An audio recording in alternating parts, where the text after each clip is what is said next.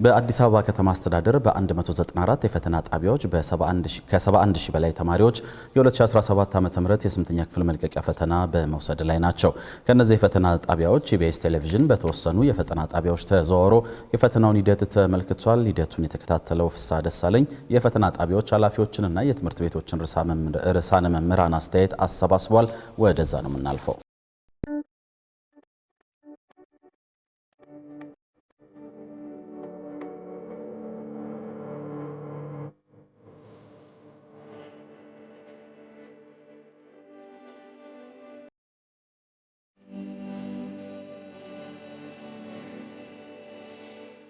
ተማሪዎቻችን እንግዲህ አመቱ ሙሉ በዚህ ጉዳይ ሲዘጋጁበት የነበረ ሁኔታ ነው። መምህራኖቻችንም ሲያግዟቸው ነበረ። በተለያዩ ቲዩቶሪያሎችን በማገዝ እንዲሁም ቤተ መጻሕፍት እንዲጠቀሙ በማድረግና በተለያዩ ጊዜ ልጆቹን የተለያዩ ወርክሺቶች አዘጋጅቶ በመስጠት የተለያዩ ሞዴሎችን አዘጋጅቶ በመስጠት ልጆቹን ስናግዝ የነበረበት ሁኔታ ነው። በአጠቃላይ የተመዘገቡ ተማሪዎች ያሉን 768 ተማሪዎች ናቸው። 768 ተማሪ ማለት በአፋን ኦሮሞ መርሃ ግብርና በአማርኛ መርሃ ግብር እንደገና በቀንና በማታ ትምህርት አይነት ናቸው። እነዚህ ተማሪዎች ከዚህ ውስጥ ዛሬ ለፈተና የተቀመጡት ወደ 735 ተማሪዎች ለፈተና ተቀምጠዋል። በአሁን ባልኩኝ በሁለቱ መርሃ ግብር በቀንም በማታ ማለት ነው። የቀን ተማሪዎች ወደ 565 ተማሪዎች በአፋን ኦሮሞና በአማርኛ መርሃ ግብር ተመዝግበዋል። ከዛ ውስጥ የ545 ተማሪዎች ደግሞ ፈተናውን እየወሰዱ ያሉበት ሁኔታ አለ ማለት ነው። በማታው መርሃ ግብር ደግሞ ወደ 203 ተማሪዎች በሁለቱ መርሃ ግብር በአማርኛም በአፋን ኦሮሞም ተመዝግበው 190 ተማሪዎች ፈተናውን እየተፈተኑ ያሉበት ሁኔታ አለ። ያው የኛ ትምህርት ቤት ሰፊ ከመሆኑ አንጻር በጣም ብዙ ተማሪዎች ተቋም ውስጥ ፈተናውን ይወስዳሉ።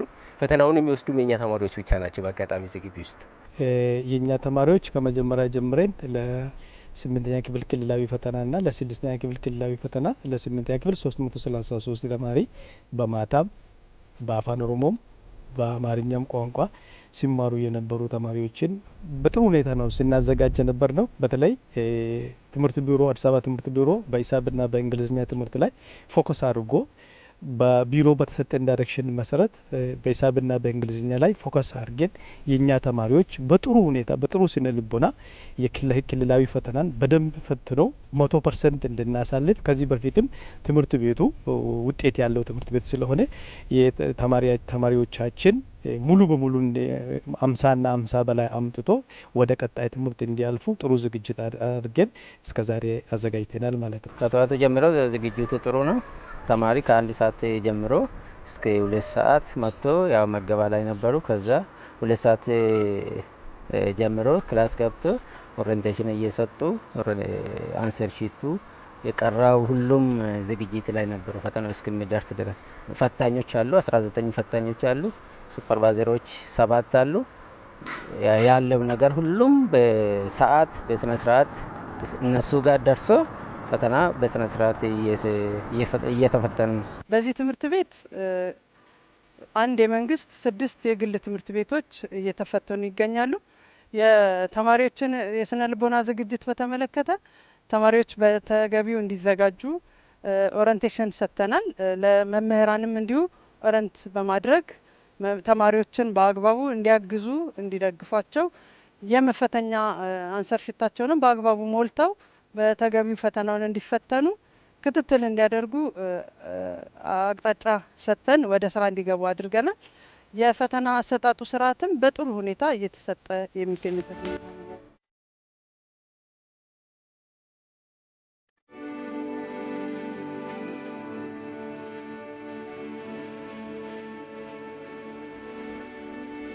በጥሩ ሁኔታ ተረጋግተው ፈተናውን እየሰሩ ነው ያሉት።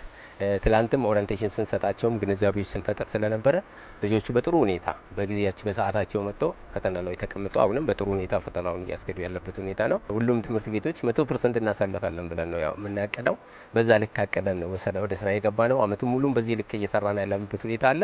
እንግዲህ ከፈጣሪ ጋር እናሳካለን የሚል እምነት አለን። በግል ትምህርት ቤት ደረጃ እኛ ግቢ ላይ እየተፈተኑ ያሉት ብዙ ትምህርት ቤቶች ናቸው። በቁጥር ደረጃ በትምህርት ቤቱ ከ8 በላይ ትምህርት ቤቶች ከግል ትምህርት ቤቶች መጥቶ እዚህ ግቢ እየተፈተኑ ናቸው። የኛ ተማሪ ሙሉ በሙሉ ያልፋሉ ብለን እናስባለን። ምክንያቱም ጥሩ ቲቶሪያል፣ አሳይመንት፣ ፕሮጀክት ወርክ ብዙ ስራዎችን ስንሰራበትና የእኛ መምህራኖችም ብዙ ስለፉበት ስለነበር የእኛ ተማሪዎች ሙሉ በሙሉ እናሳልፋለን ወደ 9ኛ ክፍል ብለን ተስፋ እናደርጋለን። ቅዳሜ ጀምሮ ነው እዚህ የመጣሁት እኔ።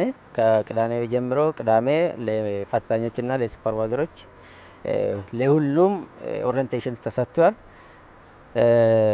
ሰኞ ደግሞ ለተማሪ ትናንትና ማለት ነው ተማሪ በየክላሱ ኦሪንቴሽን ተሰጥቷል። ግንዛቤ በደንብ ወስዷል። ስለዚህ ዝግጅቱ ጥሩ ነው። በኔ በኩል ምንም የለም።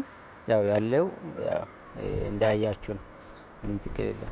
በፈተና ጣቢያ ላይ ያረፈደብን ተማሪ የለም። የመንግስትም የግል ተቋማትም በሰዓታቸው ተገኝተው በትምህርት ቤቱ በመፈተኛ ክፍላቸው ተገኝተዋል።